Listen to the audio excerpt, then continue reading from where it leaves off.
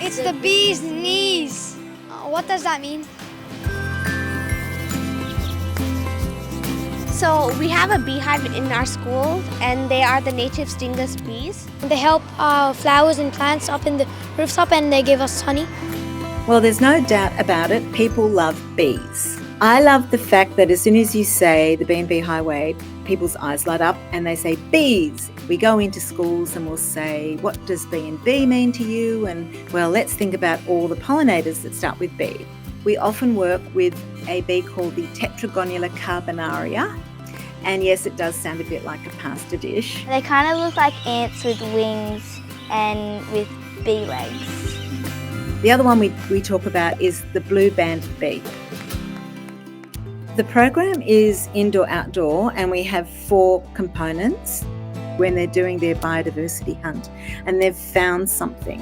You wouldn't believe the reaction. It's like, whoa, it's extraordinary. All of a sudden they're happy to be in nature and they're happy to be outside and they're not fearful. The 4th one is about habitat construction, things like nesting boxes and homes for blue-banded bees.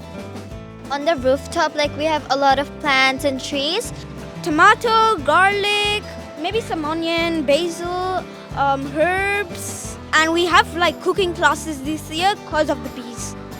There was 10,000 bees when we started, and the population grew, so we had to split the hive. Yeah, it was cool to see the professionals splitting up the hive. Kind of creepy to see what was inside because there were so many bees. We're really pleased to say that we've now hit 160 schools who have B&Bs along the highway. The more schools and the more gardens and the more habitats that we establish in suburb cities, etc., it's just much better for our threatened pollinators. When you actually open their eyes and they realise, oh my goodness, we have so many native bees to be proud of, that's the magic.